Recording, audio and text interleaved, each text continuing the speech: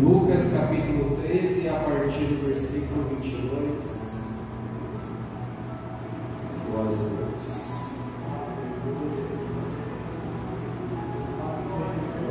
Glória a Deus. Quem encontrou, diga amém. Glória a Deus. Está escrito assim: passava Jesus por cidades e aldeias, ensinando e caminhando para Jerusalém. E alguém lhe perguntou: Senhor, são poucos os que são salvos? Respondeu-lhes: esforçai-vos por entrar pela porta estreita, pois eu vos digo que muitos procurarão entrar e não poderão.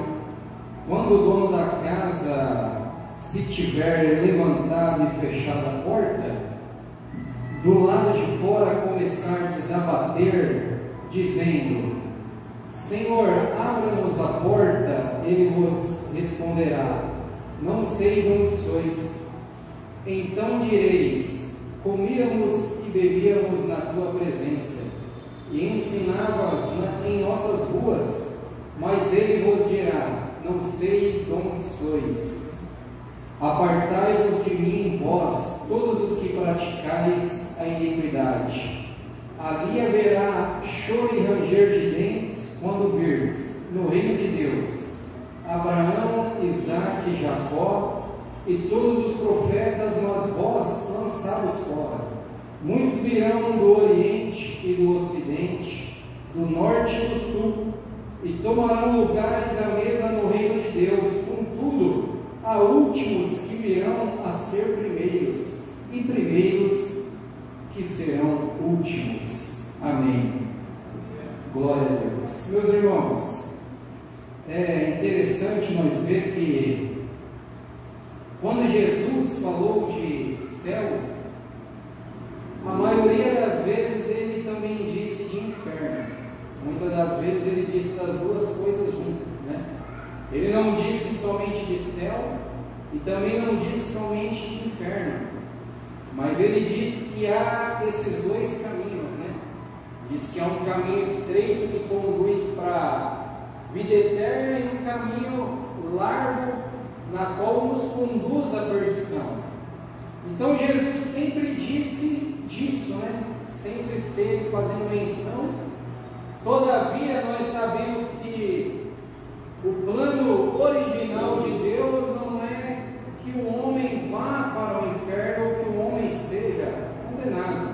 Nós vemos isso no início da Bíblia, que Deus fez o homem e colocou lá no jardim do Éden para que o homem pudesse desfrutar de uma vida plena em Deus, sem pecado, sem absolutamente nada. E Jesus também, em uma outra passagem em Mateus, ele vai dizer que o inferno foi preparado para Satanás, para o diabo e os seus anjos, ou seja, os demônios. Então o inferno Deus não fez para o ser humano. Por isso que eu sempre digo que, de uma maneira ilustrativa, que o inferno é o homem caminhando com as suas próprias pernas, com a sua própria decisão e com a sua própria arrogância e com seu próprio egoísmo, caminhando sozinho em direção ao inferno com as suas próprias pernas. Então Jesus falou dessas duas coisas. Falou do céu e também falou do inferno. Ele não disse de um e ficou sem dizer de outro. Todavia, pela Bíblia, nós podemos identificar que algumas coisas ou alguns comportamentos ou alguns tipos de pessoas irão para o inferno, porque a Bíblia é clara. Vai dizer que os mentirosos, os assassinos e os feiticeiros e mais um diverso de outros pecados não entrarão no reino dos céus. Então a Bíblia nos dá as características de quem habitará na eternidade com Deus e quem habitará na eternidade no lago de fogo, com Satanás e os demônios. Mas todavia também que a Bíblia nos dá essa certeza que há um céu e que há um inferno, e que há uma salvação, um perdão de todos aqueles que por escolha própria, por vontade própria, decidiram viver as suas vidas egoístas, sem Deus. Também a Bíblia não nos dá a presunção ou a prepotência de poder olhar e dizer, José Santos vai, fulano não vai, ou ele não vai e outro fulano vai. Todavia que a Bíblia diz que há pessoas que vão e há pessoas que não vão, ela também não nos dá essa autonomia, porque somente naquele grande dia nós vamos saber quem realmente foi e quem realmente deixou de estar.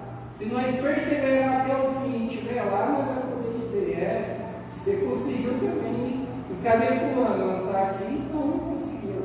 Somente naquele dia, porque todavia, pelo nosso julgamento, ou pelo nosso olhar humano, nós não temos a capacidade de dizer para ninguém, esse daí morreu, ele foi para o céu. Ou aquele lá morreu, está no inferno, tadinho dele. Porque pela própria Bíblia nós sabemos isso. Lembra do bandido da cruz? O bandido da cruz, quando ele morreu, olhando humanamente, ele tinha de tudo para ir para o inferno. O cara não frequentou em culto, não foi para a igreja, não seguiu Jesus, estava preso, condenado, pendurado no madeiro, porque tinha cometido um crime. Então, olhando pelo olhar arrogante, ou pelo olhar prepotente do auto-julgamento, olharia e diria, coitadinho daquele bandido da cruz, né? Teve tanta chance de se arrepender, não se arrependeu, foi condenado, preso, por causa de crime, condenado à morte, tadinho, né? Morreu sem a salvação. Mas a Bíblia diz que naquele último momento, quando ele olhou para o lado e viu que não tinha mais para onde sair, que era dali, para debaixo da terra, ele viu que a salvação estava do lado dele e aproveitou a oportunidade de dizer, Senhor, lembra-te de mim quando entrares no teu reino. E Jesus disse para ele, hoje mesmo estarás comigo no paraíso, você vai estar junto comigo lá. Então veja só que a Bíblia nos dá essa surpresa. Talvez pessoas que nós vemos morrendo, morreu num assalto, morreu num acidente, morreu em tal coisa, não tinha se convertido, não tinha levantado a mão na igreja, não tinha aceitado Jesus, tadinho, está sendo salvação. Mas só Deus sabe o que aconteceu naquele último momento da pessoa. Nós não temos esse poder de saber aqueles últimos minutos, qual foi a oração, qual foi a entrega do coração dela, o que ela pensou, o que ela disse para Deus, o que ela ouviu daquela pessoa que falou com ela, quando ela estava naquele hospital, quando ela estava ali clamando. Ninguém sabe, só Deus. Da mesma maneira que a Bíblia também nos mostra pessoas que tinham de tudo para nós dizer, ei, esse está lá na glória.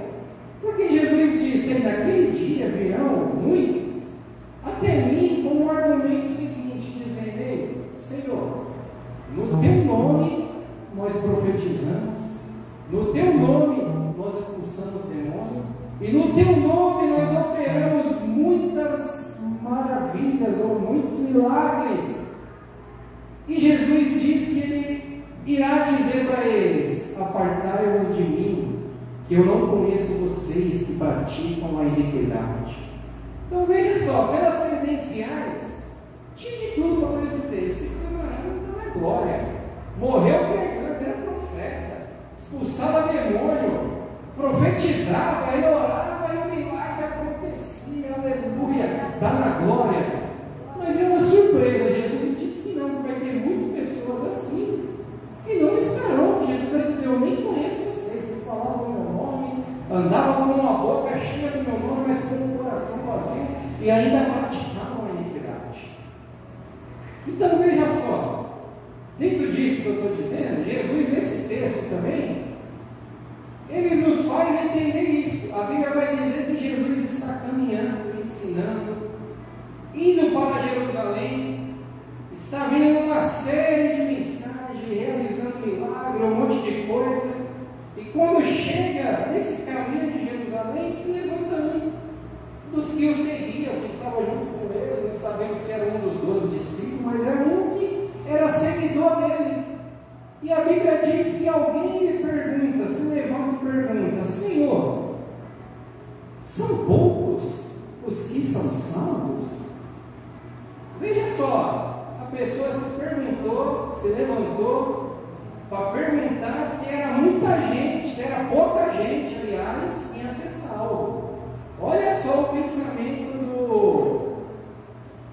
desse homem ou dessa pessoa seguidora de Jesus, que não fala que era homem ou se era mulher, mas fala que um levantou e perguntou: Senhor, são poucos os que se salvam? E veja só, pensa comigo, salvação é uma coisa tão boa, né? É uma coisa tão desejosa que nós desejamos que tanta gente seja salva. Fala a verdade. Você não deseja que um monte de gente da sua família, de conhecido seu, que ainda não teve esse encontro com Jesus, que possa ter esse encontro com Jesus, que possa ser salvo? A Bíblia diz que o desejo de Deus é que todo homem seja salvo e chegue ao pleno conhecimento da verdade. O desejo de Deus é que todo ser humano se salve. A Bíblia diz que Deus enviou Jesus não para condenar o mundo, mas para que o mundo fosse salvo por Ele. Então veja só, salvação é uma coisa tão boa, uma coisa que Jesus ampliou para o universo inteiro. Basta o ser humano crer, basta o ser humano se entregar e viver intensamente para Jesus. E levanta um e pergunta: Senhor, são poucos os que são salvos? Veja só que ele levanta estreitando o caminho. Jesus morreu por todos. A vontade dele era dizer: Jesus, muita gente vai ser salva, a palavra ainda vai ser bastante espalhada, o evangelho vai ser espalhado, o Senhor está indo para Jerusalém. Será que nesse caminho vai vir mais uma multidão nos seguindo? Não, mas o pensamento dele é que estava tudo resolvido. Eu estou seguindo Jesus, mas aqui está tudo certo, damos salvo, estamos com Jesus. Acho que só esse pouquinho de gente aqui, só esse grupo seletivo, Jesus está indo para Jerusalém, vai morrer na cruz e nós estamos seguindo Jesus aqui, em vida, em carne, para nós está tudo certo e o resto do mundo está perdido, está condenado por capiroto. É o tipo do pregador de Jonas, né? Aquele pregador Jonas, você lembra do Jonas? Prega torcendo para que ninguém se arrependa e todo mundo seja perdido. Ele prega lá em Nínive para Nínive se arrepender. A cidade inteira, a nação toda, aliás, se converte, se arrepende. A Bíblia vai dizer que até os animais colocaram até os animais pão de saco, de tão arrependimento que foi, até os animais jejuou, olha só. E Jonas, quando ficou sabendo disso, ficou irado, sentou embaixo de uma árvore e ficou reclamando: Deus, por que você está nervoso? Ele estava nervoso porque todo mundo tinha se convertido. É o tipo da pessoa que acha: não, eu encontrei Jesus, para mim está tudo certo, e quem não vem após eu que está perdido, está condenado. Aí Jesus olha para esse camarada e acha que estava tudo resolvido para ele, que estava tudo certo, que não confiava plenamente em Jesus, mas algo se confiava em si mesmo. Não, eu decidi seguir Jesus, então para mim está tudo certo, estou autoconfiante, para mim está tudo resolvido. Aí Jesus diz: já que você reduziu, estreitou, apertou o caminho mais ainda, diminuiu, colocou quase todo mundo de fora, incluiu só você. Veja a humildade do homem. Dava até para escrever um livro, né? Os 5 pessoas mais humildes do mundo.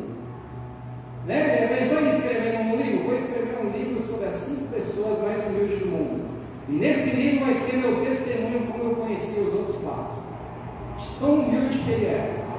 Aí Jesus diz: já que você estreitou, apertou o caminho, acho que a salvação é só para vocês que tiveram o privilégio de me seguir. Aí Jesus diz para ele: já que você achou que está tudo resolvido, está tudo certo, você está autoconfiante na sua decisão, decidiu me seguir, está tudo certo, não precisa mais nada. Aí Jesus diz para ele: esforçai-vos. Vê que Jesus ele queria saber do outro. E Jesus coloca para ele: se esforça você quer saber quem vai e quem não fica? Então se esforça você para você entrar. Porque assim, toda vez que nós queremos se preocupar demais se o outro vai, se está de fora, se entrou, se não foi, se está perdido, se está salvo, nós acabamos esquecendo de nós mesmos. Aí Jesus diz: você quer saber dos outros? Se esforça você para entrar, porque pela porta é estreita. Aí Aí Jesus continua dizendo para ele: pois eu vos digo, você quer saber dos outros, a mensagem é para vocês. Se preocupa primeiro em consertar a vida de vocês, em se arrumar vocês mesmo. Depois vocês vão se preocupar com os outros. Ele estava cheio de certeza que para ele estava tudo certo. Não, para mim está tudo certo.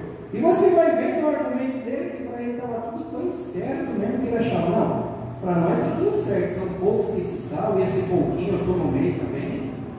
E ele vai no argumento dizendo no versículo 26: então direis, comíamos e bebíamos na tua presença e ensinávamos nossas ruas. Então para ele estava tudo resolvido. Não, eu tenho intimidade com Jesus. Eu comia e bebia, eu dava graças, eu participava da ceia, eu escutava os seus ensinos, você ensinava na rua da minha casa. A igreja era na rua da minha casa, eu estava todo culto lá. É o tipo daquela pessoa que auto se confia em si mesmo, que acha que não, eu frequento todo culto, eu escuto todos os ensinos, todos os estudos, eu leio da palavra que foi pregado domingo passado, foi tal tempo. Eu estava na ceia, todo mês eu estou na ceia, eu como, bebo, dou graças diante de Deus, agradeço por tudo que Deus me dá. Para mim está tudo certo, não precisa mais nada. Era o camarada que achava que estava tudo resolvido para ele. Não, eu estou tudo certo, conheci Jesus, tenho intimidade com ele, ouço o ensino lá na rua de casa. Jesus prega na rua da minha casa, Jesus prega lá na rua da minha casa, a igreja é lá, o salão, a garagem é do meu avô, está tudo certo. É o tipo daquela pessoa que acha, nem aquele ditado, filho de peixe, peixinho é. Mas para nós cristãos esse ditado não resolve não. Filho de crente, crentinho, mas não, tem que se converter. Meus filhos, minha filha que tem 15 anos, ela teve que se converter, se arrepender quando chegou no estado de consciência e escolher se batizar, se batizou. Meu outro filho vai fazer 13 anos esse ano também. Já vamos levar ele para o batismo. Minha filha Laura, quando crescer, vai ter que se arrepender também, reconhecer que é pecadora, que não é que ela nasceu no lar cristão, está tudo certo para ela não. Não adianta vir para o meio, não, comíamos e bebíamos. Meu pai era crente, evangelista, isso. Ele pregava e eu ouvia lá desde criancinha, eu estava ouvindo as tias falar da Arca de Noé, de tudo. Eu tenho foto lá guardada nos quadros, não adianta. É como Jesus disse: é necessário nascer de novo. Para nós não tem espírito de peixe, peixinho não, tem que nascer de novo. A salvação é individual, tem que chegar a um certo estado da consciência e dizer: Jesus, eu sou um pecador, eu pequei e eu necessito da sua graça, eu me arrependo, eu estou aqui, eu quero me batizar e quero viver uma vida contigo. Porque veja só, eles que achavam que estava tudo certo para ele, aí Jesus diz: está tudo certo para você? Está tudo certo, está confiando em ti mesmo. Ó. Então, quando o dono da casa se tivesse levantado e fechando a porta, e vós do lado de fora começar a bater, olha só, são poucos que se salvam. Ele achou que ele estava no meio do povo. Aí Jesus disse: não, você estiver do lado de fora. Você acha que é pouca gente? Seu desejo é que pouca gente seja salvo? Seu desejo é que pouca gente alcance? Seu desejo é que pouca gente se converta? Então você vai estar do lado de fora, batendo. Achava que estava autoconfiante em si mesmo, que estava cheio de intimidade, porque ouviu os ensinos para você, está tudo certo. Não, eu ouvi, ouço o ensino, eu dizimo, eu oferto, eu casei na igreja, está tudo certo, é tudo eu. A autoconfiança que os nossos feitos podem nos proporcionar alguma coisa nos faz correr o grande risco de ficarmos do lado de fora. Porque Jesus vai dizer: quando vocês baterem na porta, Ele vai responder para vocês: nem sei de onde vocês é. Acharam que tinha intimidade comigo? Porque escutava os ensinos? Porque comia e bebia na minha presença? Nem sei de onde vocês é. Aí Jesus vai dizer que eles vão vir com auto-justificação. Não, Jesus, como que não sabe quem são a gente? Nós comíamos e bebíamos na sua presença e escutava todos os seus ensinos. Como que você não sabe quem que é a gente? Aí Jesus diz: Ele vos dirá: não sei de onde sois, apartai-vos de mim, vós todos, que praticais a iniquidade. E veja só, aqui é um assunto interessante, um ponto interessante, que às vezes nós pensamos que iniquidade é somente aquela pessoa que vive uma vida promíscua, no pecado, no adultério, uma vida geralmente atrelada a algo sexual, a algo de roubo. Nós pensamos que iniquidade é só isso. E a iniquidade? É também. Mas a iniquidade não é só isso. A iniquidade também é a gente querer pensar e ter a prepotência, a presunção de achar que está tudo certo, que é por nós mesmos, que nós alcançamos algum mérito diante de Deus e que tudo vai estar resolvido. Não, porque um dia eu levantei a mão, eu aceitei Jesus, eu como e bebo na presença dele, eu participo da ceia, eu prego a palavra, eu evangelizo, é tudo eu. Jesus vai dizer: apartai-vos daqui, vós que praticais iniquidade. Então a iniquidade também é a gente querer confiar nos nossos próprios feitos.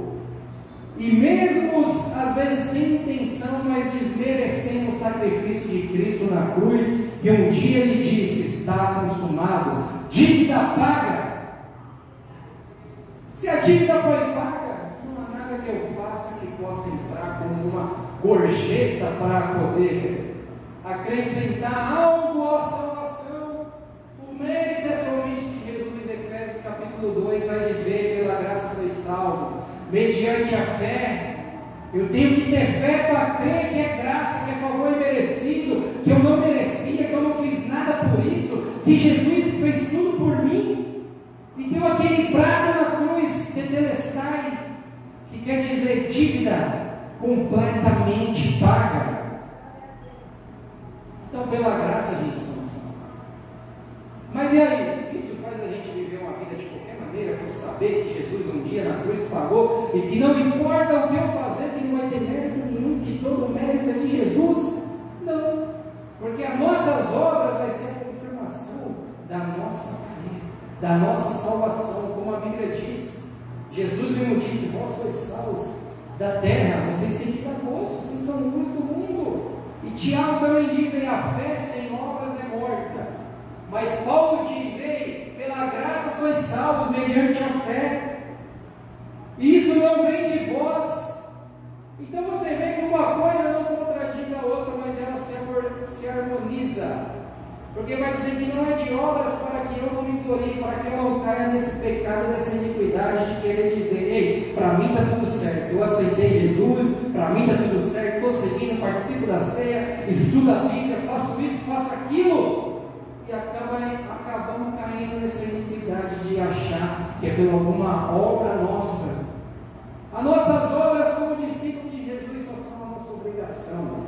Tiago diz: ei, se você tem fé, então mostre as suas obras. Se você diz que acredita que Jesus morreu por você, que você tem que viver uma vida em santidade, que Ele pagou o preço, mostre, seja sal da terra, seja a luz do mundo. É o que Jesus disse, que os homens têm que ver as nossas boas obras para que glorifiquem o nosso Pai que está no céu. Então as nossas obras só vai mostrar e testificar a nossa fé em Jesus, mas não vai nos dar nenhum mérito. E você vê que Jesus prossegue dizendo, no versículo 28, ali haverá choro e ranger de dentes. Quando que haverá choro e ranger de dentes? Quando virdes no reino de Deus Abraão, Isaque e Jacó, e todos os profetas nas vozes lançados fora. E muitos virão do oriente, do ocidente, do norte, do sul, e tomarão lugar à mesa no reino de Deus. Veja só que Jesus diz aí: haverá choro e ranger de dentes. Quando que haverá choro e ranger de dentes? Quando esses que alto se confiavam em si mesmo, que achavam que estava tudo certo, que a salvação era para poucos, era para um grupo seletivo, e ele fazia parte desse grupo seletivo, o resto estava tudo perdido. Aí Jesus diz: ei, ali haverá choro e ranger de dentes. Quando vocês verem gente vindo de todo o canto do mundo, se assentando na mesa com Abraão, Isaque e Jacó, e todos os profetas. Então veja que o choro e ranger de dente desse camarada aqui não era nem por ele estar no inferno, mas era por ele ver aquelas pessoas que ele imaginava que não estariam também, que estariam perdidas, agora está salvo. Veja que a Bíblia diz: quando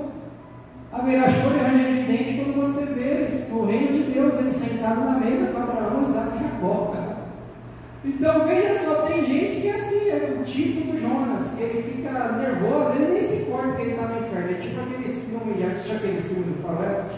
Aqueles filmes americanos, o cara sabe que vai morrer, que está perdido. E o cara matou um monte de gente, fez um monte de coisa ruim, ele está no chão, caindo, agonizando. O outro cara está com a arma lá na frente dele para terminar de matar. Em vez dele se arrepender, fazer alguma coisa, ele tira a arma e diz: nós se vemos no inferno. E atira. Já viu esse filme? Esse camarada aqui era tipo desse filme. Não importa que eu vou no inferno. O importante é que você esteja lá também. Eu não quero que você se salve, não. Nós se vemos no inferno. Pá, pá, pá. É o tipo do filme do Faroeste. E o choro dele não era para ele estar no inferno, mas era por ele ver que aqueles que ele imaginou que seria pouco e que ele estava dentro com toda certeza, só era o grupinho dele ali que estaria também. É por ele ver que ele ficou do lado de fora e aqueles que ele imaginou que estaria fora agora está dentro. E a surpresa dele é ver que virá muita gente. Aí você vê que Jesus é a resposta. Você está achando que é pouco que se salva? Você está achando que eu morri na cruz um dia? Há um pouquinho de gente ser salva e Satanás no final de tudo sair ganhando e dizer: o inferno está mais cheio que o céu. Você achou que seria desse jeito assim? Você acha que eu ia descer lá na terra, morrer na cruz, me entregar para o inferno está lotado e o céu aqui vazio? Jesus disse aí: na casa do meu pai há muitas moradas, e eu tenho certeza que nenhuma dessas moradas vai ficar vazia. E Jesus é a resposta: ei, muitos virão do Oriente, do Ocidente, do Norte e do Sul. Então vai vir muita gente de um monte de lado. Aí Jesus diz: você está achando que é pouca gente? Você está achando que é pequenininho o sacrifício de Cristo na cruz? Foi só um joguinho, como um filme de ação que no final das contas o vilão sempre se dá bem. Está achando que é a série da Casa de Papel, Prisão Break, está achando que é esse filminho da Netflix, que no final das contas o vilão se dá bem e está tudo certo, ele sai sem dever nada e ainda entra pela sua mega inteligência como agente infiltrado do FBI. Aí Jesus diz: não, aqui é diferente.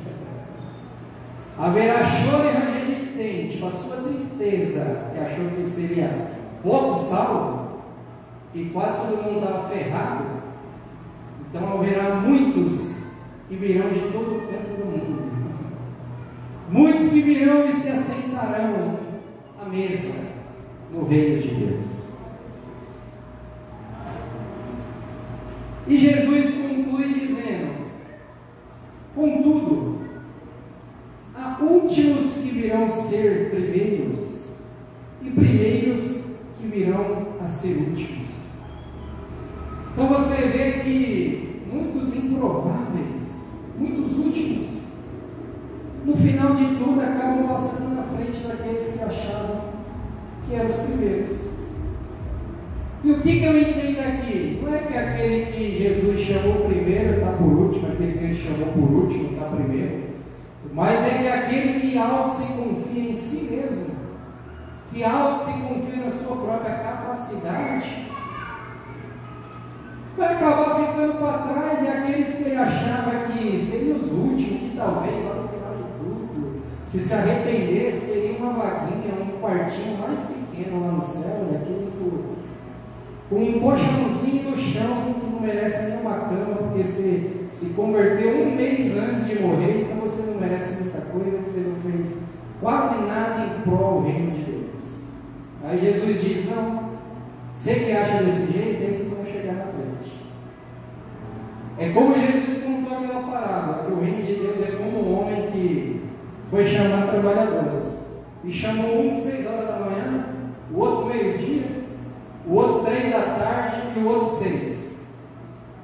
Aí o expediente acabou às 7. Aí quando chegou no acerto de conta, aí aquele que foi chamado 6 estava confiante, né? Recebeu bastante lá. Eu trabalhei o dia todo, cheguei primeiro. Foi primeiro. Esses daí, né? Rapaz, recebi uma gorjetinha, só porque ajudou.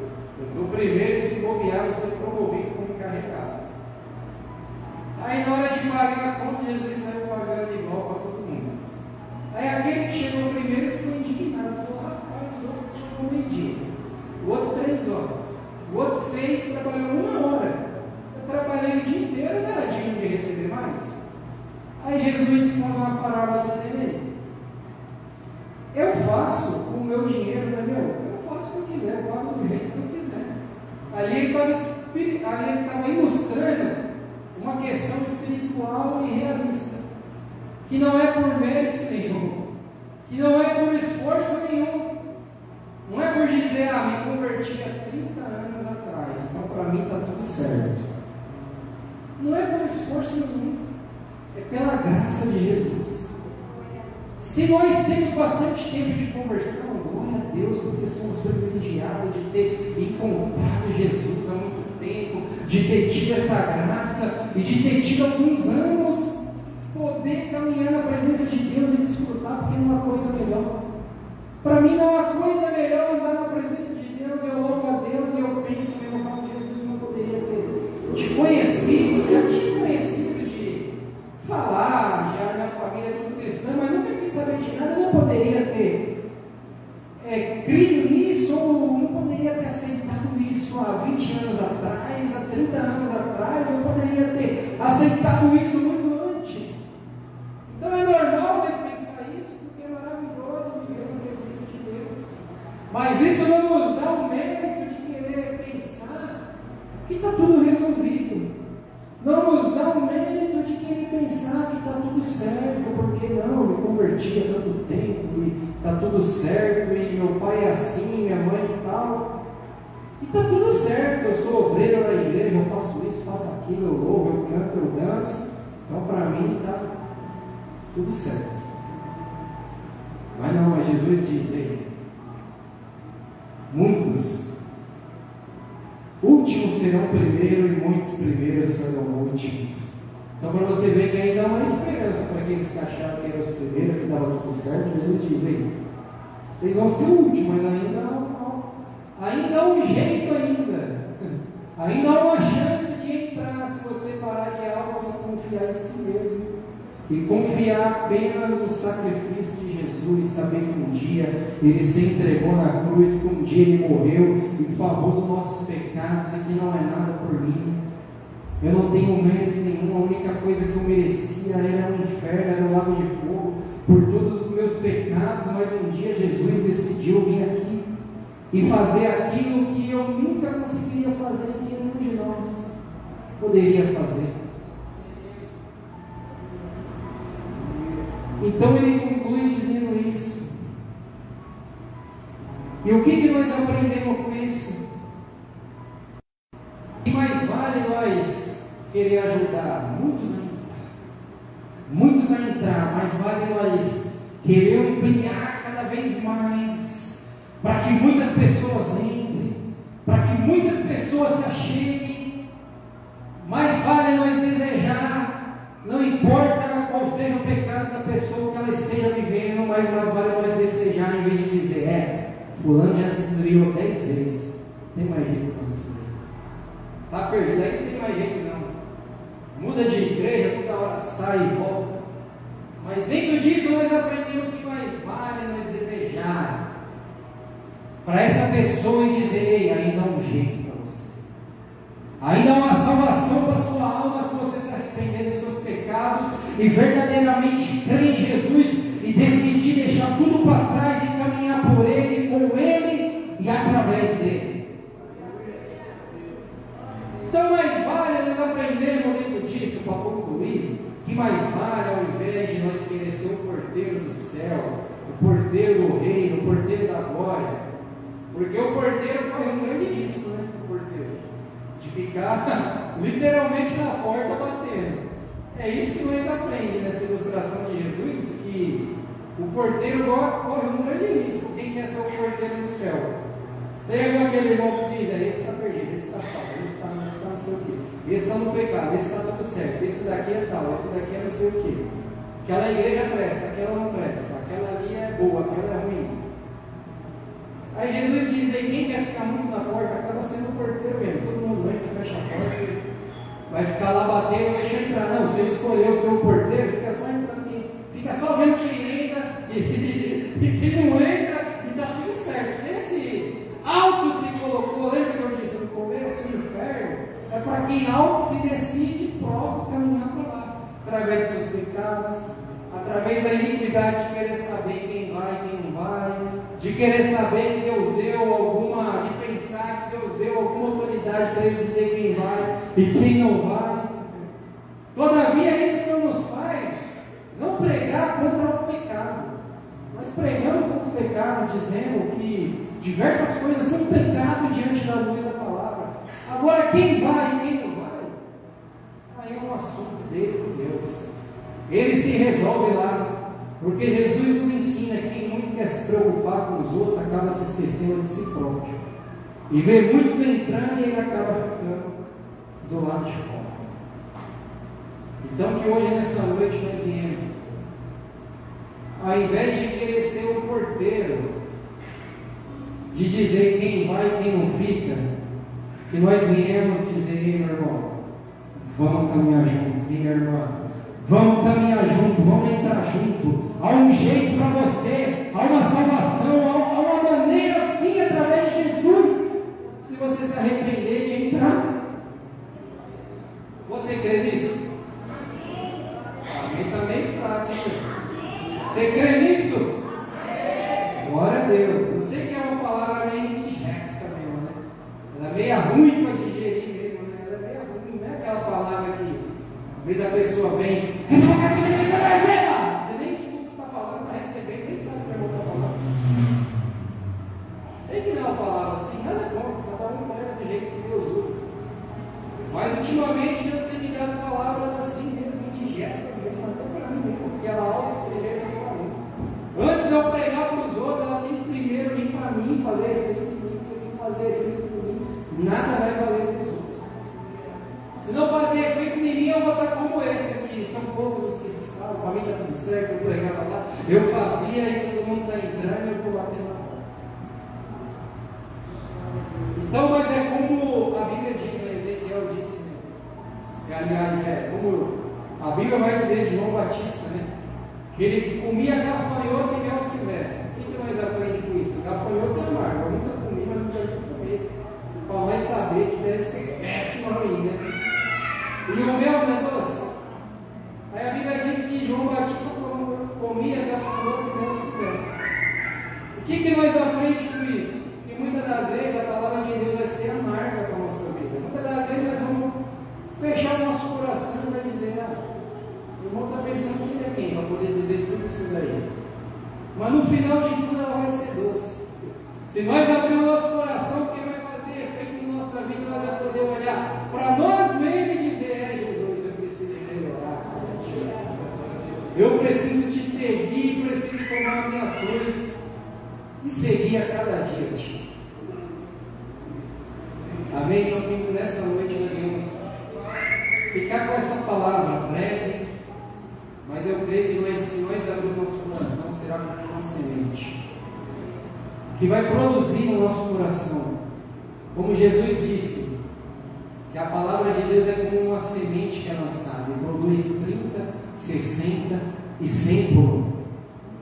Então você vê os 3 tipos de resultado. Muitas das vezes tem pessoas que podem ouvir não só essa palavra, mas como qualquer outra palavra e pode não fazer muito efeito em momento e dizer: eu não aceito muito isso daí não. Quem que ele pensa que é, ou quem que ela pensa que é, para querer poder dizer isso para mim? Aí pode produzir 30, tudo depende da terra. Ou pode produzir 60 e dizer: eu aceito essa palavra que o irmão disse, mas tem algumas coisas aí que não batem muito na Bíblia não. Tem algumas coisas que não são muito de acordo, mas eu recebo. Aí a terra pode produzir 60. Ou pode dizer: Senhor, eu recebo isso para a minha vida. Se é palavra de Deus, se é verdade, se não foi nada inventado, se não foi nada tirado da boca dele ou dela, ou seja, de quem for que tiver pregado, se é tudo que estava na Bíblia, se é palavra de Deus, eu aceito 100% para a minha vida, e eu quero que essa semente produza. 100% do meu coração. Tudo depende da terra e do nosso coração. Você crê nisso? Então feche seus olhos que eu quero fazer uma oração de 1 minuto. Bem rápido. Senhor Jesus, estamos aqui hoje nessa noite, meu Pai. Na Tua presença, ouvimos a Tua palavra, falamos dela, meu Pai. E nós cremos nela, Pai, absolutamente com certeza e verdade para a nossa vida. O mundo pode querer, meu Pai, atualizar, relativizar a Tua palavra, meu Pai, dizer que foi para aquele tempo, que foi para aquele momento, que foi para aquela circunstância, mas nós cremos que ela é para todo tempo.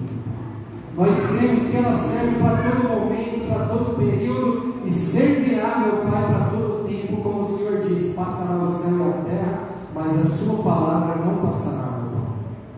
E nós pedimos a Ti que essa palavra possa germinar no nosso coração, que ela possa produzir fruto, meu Pai.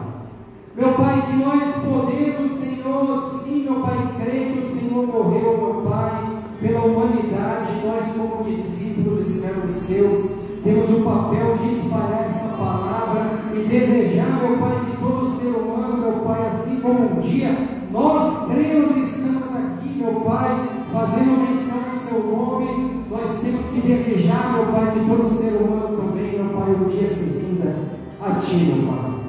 Nos livra da arrogância, meu Pai, da prepotência de pensar, meu Pai, que nós podemos auto-se confiar em nós mesmos e auto-se justificar pelaquilo que fazemos, ou que somos, ou que pensamos que somos, meu Pai. Que nós venhamos confiar somente, meu Pai, na Tua obra na cruz do Calvário, meu Pai, e saber e ter a certeza que um dia o Senhor pagou pelos nossos pecados e disse: está consumado. De maneira, meu Pai, que nós venhamos confiar, meu Pai, que um dia foi pago e que não há nada que eu possa fazer, meu Pai, que irá acrescentar a não ser confiar, meu Pai, e produzir as minhas obras, meu Pai, com certeza, meu Pai, que um dia o Senhor pagou o preço, meu Pai, por nós. Nós pedimos a Ti, Senhor, abençoa cada um dos nossos irmãos.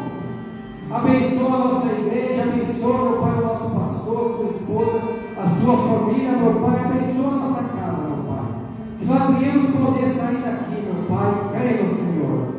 Que nós veremos naquele grande dia, Senhor, muitas pessoas, de muitos lugares se assentando na mesa, e que naquele grande dia será uma surpresa, meu Pai, que até aqueles mesmos que nós pensamos que não estaria, meu Pai, nós iremos encontrar, meu Pai, ainda que seja pela fé.